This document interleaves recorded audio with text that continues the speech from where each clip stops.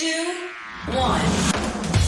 7 things you probably didn't know you need to know. I'm Jamie East, and this is the Smart 7. Good morning, everybody. It's Thursday, the 3rd of March, and it's World Book Day. And a big happy birthday to Ronan Keating, Alex Zane, Jessica Biel, and Camila Cabello. Wednesday marked an escalation in attacks from Russia as fighting entered its 7th day, with bombardments of suburban areas of Kyiv, prolonged shelling of Mariupol, and intense fighting around the second city of Kharkiv. It also appears that Russia's successfully captured and taken control of the strategically important southern city of Kherson. More than 2,000 civilians have now officially died in the Russian attack, and the UN estimates 1 million people have fled the country. Mayor of Kharkiv, Igor Terekov, told the BBC that the assault on his city included cruise missiles and potentially the dreaded vacuum or thermobaric bomb. They were firing on the residential areas, and this firing is carried out constantly. Since the Second World War, there were no such destructions in Kharkiv. Ukrainian and Russian delegations are expected to meet on Thursday for further peace talks, but Russian shelling is continuing.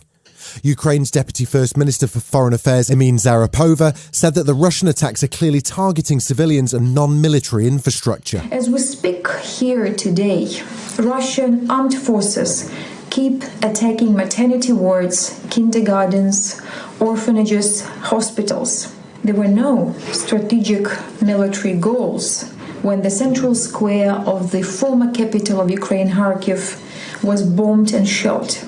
President of Ukraine, Volodymyr Zelensky, after these developments, said that Russia must be considered a terrorist state. The United Nations General Assembly convened an emergency session for the first time since 1982 to debate and vote on the Russian invasion of Ukraine. The vote on the motion to condemn the invasion and demand Russian withdrawal was passed overwhelmingly with 141 votes in favour, 35 abstentions and only 5 no votes. The result of the vote is as follows. The 5 no votes were Russia, Belarus, Syria, North Korea and Eritrea. China abstained. Ukrainian ambassador to the UN, Sergei Kalizia, says the International Court of Justice will hold a public hearing beginning on the 7th of March concerning allegations of genocide committed by Russia in Ukraine. It follows a criminal referral by 38 countries, including the UK and Ireland. And US ambassador to the UN, Linda Thomas-Greenfield, directly addressed Russian soldiers following the vote. To the Russian soldiers sent to the front lines, your leaders are lying to you. Do not commit war crimes. The United States is choosing to stand with the Ukrainian people. We are choosing to impose severe consequences on Russia. In the Commons, there was a rare occurrence as the visiting Ukrainian ambassador was given a standing ovation. I want to welcome to our gallery the Ukraine ambassador.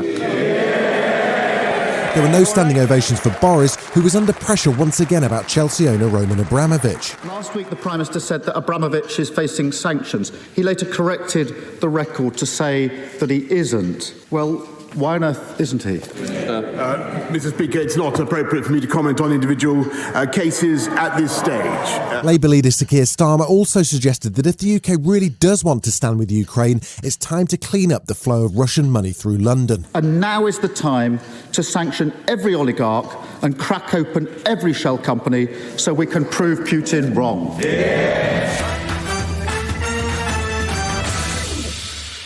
Australia has been battered by floods over the last week as intense rainfall has led to evacuations and dramatic helicopter rescues. Now the focus is on New South Wales as Sydney residents have been warned 200 millimetres of rain is possible over the next 24 hours, with some evacuations ordered already and parents told to pick their kids up early from school. Sky News Australia reporter Gabriella Power says it could be pretty devastating. A very big concern for people who are out on the roads today. The main message that the SES want to get out is for people to stay off the roads and to monitor the situation quite closely and follow the latest advice and updates from the SES. Still to come on the Smart 7, big news from Chelsea, and Ryan Reynolds visits the One Show right after this. Welcome back.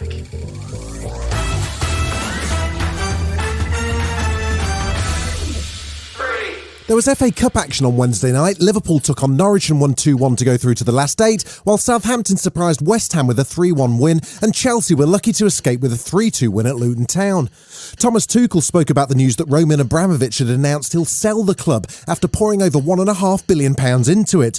With sanctions being applied to Russian assets across the world, a sale appeared to be his only option. Yeah, it's the situation is now out there. It's a big situation. We try to do then what we try to do to cancel the noise and to stay focused. We showed again today that we are able to do it, and we try again on Saturday.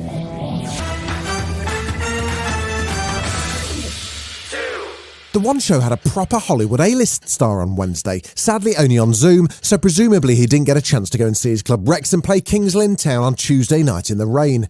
He, of course, is Ryan Reynolds, and he was promoting his new movie, the snappily titled Adam Project. It sees Ryan time travel back to meet his 12-year-old self. So, what question do you think the research team on The One Show came up with for Ryan? Yeah, you got it. I always say this to my kids, which is, never waste a mistake. Meaning that, all your mistakes, all your highs and your lows, your successes and your failures, they all sort of are all roads that lead to here. And those are huge paths of learning, right? Everything important I've ever learned has been on the back of mistakes and failures. So I probably wouldn't say a word to my younger self. I'd probably say, you're on your own, you little imbecile. If you've been wondering what Brad Pitt's been up to and missing a proper good old-fashioned 2-hour fight on a train movie from your cinema diet, boy do we have good news for you. The trailer just dropped for Brad's new movie Bullet Train, in which he plays retired killer Ladybug who gets pulled back into the life. The lethal action all takes place on a Japanese bullet train, and it hits cinemas this July. Talk to me. I am ready. You are getting the new and improved me. Because if you put peace out in the world, you get peace back. I think you might be forgetting what you do for a living. Take the gun. Every job I do, somebody dies. I'm not that guy anymore.